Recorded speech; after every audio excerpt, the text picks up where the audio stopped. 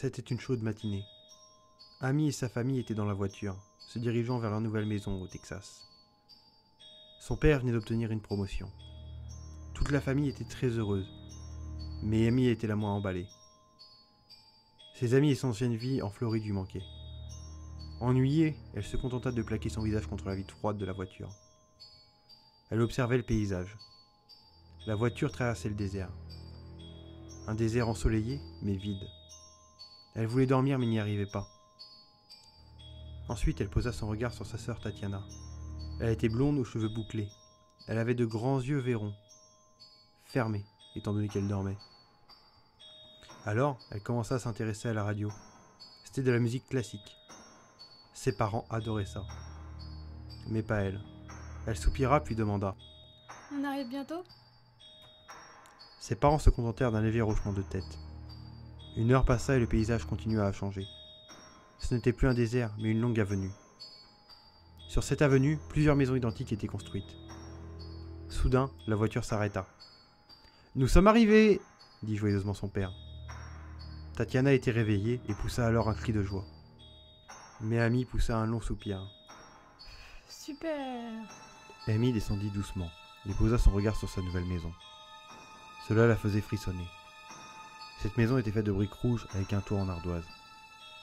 Elle possédait une grande porte en bois, ainsi que des fenêtres cintrées blanches. La maison semblait avoir été construite dans les années 50. Amy regarda alors l'avenue. Il n'y avait pas beaucoup de maisons, mais il y avait tout près de chez elle un grand cimetière peu rassurant. Elle soupira puis entra dans la maison. Elle ne prenait même pas le temps de visiter les lieux. Elle se contenta de filer en 4e vitesse dans sa nouvelle chambre. Elle entra doucement dans sa chambre puis s'arrêta. Elle aspira d'un coup, puis expira doucement. Ah, c'est la seule pièce dans laquelle je me sens chez moi. Elle s'allongea sur son matelas qui lui servait de lit, puis elle fixa sa chambre. Sa chambre avait des murs gris. Il y avait un bureau sur lequel étaient posés des cartons pleins de bibelots. Des étagères étaient accrochées un peu partout sur les murs. D'un coup, Amy se releva d'un bond, puis se dirigea vers une machine à coudre. Elle la fixa sur une des étagères, puis elle se dirigea ensuite vers un carton et en sortit un nécessaire de couture qu'elle posa à côté de la machine à coudre. Amy aimait beaucoup la couture et passait son temps à créer des vêtements. Elle était d'ailleurs vêtue d'une petite robe bordeaux avec un collant noir transparent et avec des bottes noires. Amy remarqua ensuite un miroir. Elle s'y approcha pour regarder si elle n'était pas barbouillée. Elle inspecta ses cheveux bouclés de couleur châtain clair, puis elle approcha son visage pour vérifier si son maquillage n'avait pas coulé. Elle avait de magnifiques yeux bleus, avec quelques taches de rousseur sur ses joues. Soudain, Amy poussa un cri. Tatiana venait d'entrer en lui hurlant « À table !» Amy lui jeta alors un regard noir. On ne t'a pas appris à frapper avant d'entrer? Sa sœur l'ignora et sortit de la chambre. Amy descendit et s'installa. Sur la table étaient disposés des chips, des mini-pizzas, des petites saucisses, ainsi que différentes bouchées. Plus tard dans la soirée, Amy préparait ses affaires. En effet, le lendemain c'était la rentrée des classes. Elle allait pour la première entrer au lycée. Elle était très anxieuse. Allait-elle se faire rapidement de nouveaux amis? Arrivera-t-elle à rester soi-même sans se faire remarquer? Comme elle se posa beaucoup de questions en même temps, elle se dit qu'elle devait se coucher. Le lendemain, Amy se réveilla. Aussitôt levée, elle s'habilla et se pomponna.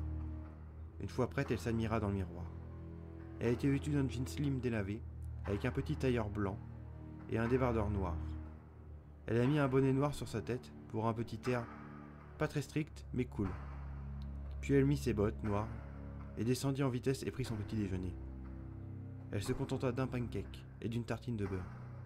Enfin, elle prit son sac et s'en alla vers le lycée.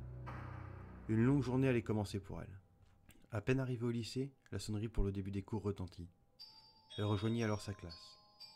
Elle s'installa à côté d'une fille, puis le professeur entra en classe. Il s'installa et dit « Bonjour à tous, je suis votre professeur principal, Monsieur Stewart. » Amy observa son professeur un instant. Il était petit, assez dodu, chauve, avec des lunettes au bout du nez. Monsieur Stewart observa un à un les élèves et posa son regard sur Amy. « Toi, tu es nouvelle, je suppose, n'est-ce pas ?» Oui, je suis nouvelle, je viens d'emménager. dit nerveusement Amy. « Viens au tableau te présenter, je te prie. » Amy alors s'avança jusqu'au tableau, semblant mal à l'aise. Eh bien, bonjour. Je m'appelle Amy Kotlins. J'habite pas loin d'ici. J'ai une sœur qui s'appelle Tatiana. J'aime beaucoup les arts, notamment la couture. J'espère que vous m'apprécierez, car j'aimerais beaucoup être votre amie. Bien, merci mademoiselle Amy, dit monsieur Stewart. Après que le professeur a donné toutes les informations importantes sur le lycée, la sonnerie donnant la fin des cours retentit. Amy sort alors de la salle, se dirigeant vers son casier. Soudain, sa voisine de classe, une jeune fille rousse aux yeux bleus, avec des taches de rousseur, grande et ronde, s'avança vers elle et lui dit « Salut Amy, moi c'est Stacy. Salut Stacy, enchantée. J'aimerais vraiment être ton amie, tu sais. Beaucoup de personnes me trouvent bizarre, se moquent de moi, et du coup je suis souvent seule.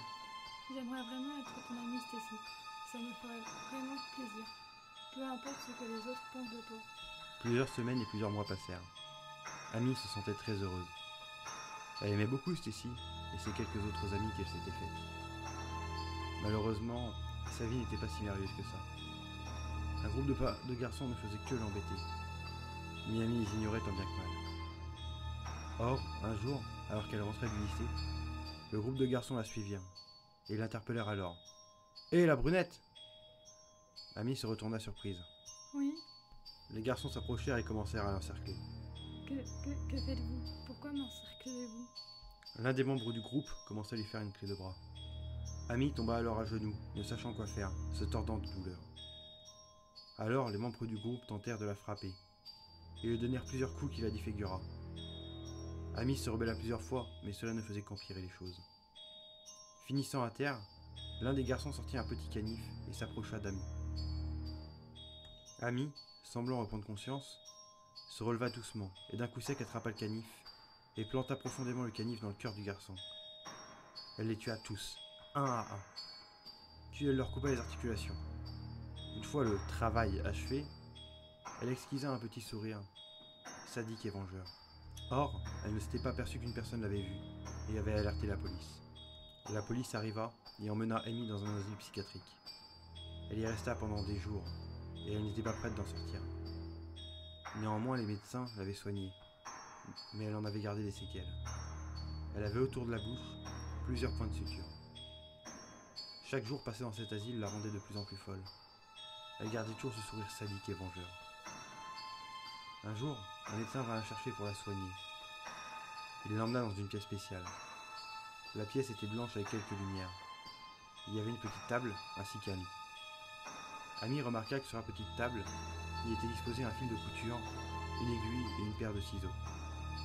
Le médecin lui demanda de se mettre sur le lit. Une fois qu'Amy fut assise, il prit la paire de ciseaux et commença à l'approcher de la bouche d'Amy. Amy se recula en criant. Ne touche pas à mon joli visage. Puis, toujours avec ce sourire sadique, elle lui arracha la paire de ciseaux des mains et lui planta profondément et fermement dans le cœur.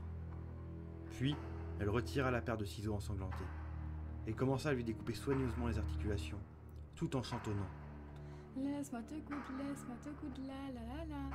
Chaque fois qu'elle découpait une articulation, le sang giclait sur elle. Elle pouvait entendre un froissement lors du contact entre la paire de ciseaux et la peau. Puis, elle prit le fil et l'aiguille et lui recousit les articulations, en tirant bien sur le fil pour qu'il soit bien serré, toujours en chantonnant le même air. C'est là qu'elle eut une idée sadique. Elle se découpa aussi les articulations et les recousut. Ainsi était née Amy la cousue. Elle perdit beaucoup de sang, tellement sa peau prit une couleur grisâtre. Ses yeux étaient maintenant injectés de sang. Elle avait parfait son look. Elle sortit de la pièce en courant. Elle traversa les longs couloirs blancs, très peu éclairés par la lumière. Elle vit une fenêtre et la brisa en 1000 morceaux. Elle sauta par-dessus, étant donné qu'elle se trouvait au rez-de-chaussée. Une fois dehors, elle rit d'un air sadique et se dirigea vers sa maison, avec en main sa paire de ciseaux, son aiguille et son fil. Arrivée chez elle, personne n'était debout. Toute la famille dormait. Elle monta alors dans la chambre de sa sœur, avec un sourire monstrueux. Elle entra et se plaça devant son lit et attendit.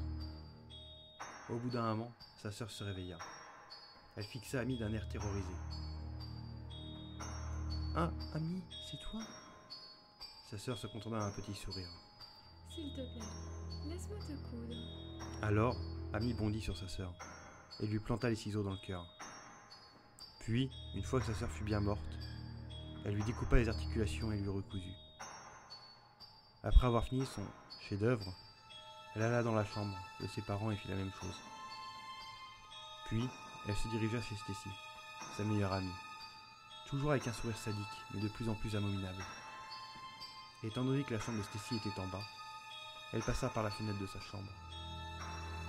Elle s'approcha de Stacy et lui chuchota à l'oreille en chantonnant. La la la la la, laisse-moi te goûter, la la la la. Alors, sans perdre de temps, elle lui planta la paire de ciseaux dans le cœur. Le sang gicla. Puis elle fit le même rituel qu'avec sa famille. Elle lui découpa soigneusement les articulations et le recousit en tirant bien sur le fil. Amy sortit de la maison en passant par la fenêtre, marchant doucement dans le noir, s'enfonçant de plus en plus dans l'obscurité. Son débardeur blanc était devenu rouge champ et son jean était déchiré. Le lendemain, on pouvait lire dans la presse locale: la famille Kotlins a mystérieusement été assassinée. Les corps ont été découpés puis recousus au niveau des articulations. Leur fille aînée, Amy Kotlins, a mystérieusement disparu. C'est un acte monstrueux et barbare. Nous avons trouvé le corps de la jeune Stacy. Il semblerait qu'elle ait eu affaire au même tueur que celui de la famille Kotlins. Elle avait été également recousue au niveau des articulations. Ainsi s'achève cette histoire. Il y aura peut-être une suite, qui sait. Certains disent avoir vu Amy marchant doucement dans l'obscurité, donnant toujours ses ciseaux, son fil et son aiguille. Et elle avait toujours son sourire sadique et vengeur, possédé par sa folie. Si cette vidéo t'a plu, n'hésite pas à cliquer sur s'abonner. C'est peut-être pas grand chose, mais ça me fera énormément plaisir et ça me motivera à continuer. Et si tu veux voir plus de creepypasta, il y en aura une nouvelle par semaine, tous les mercredis à 17 h.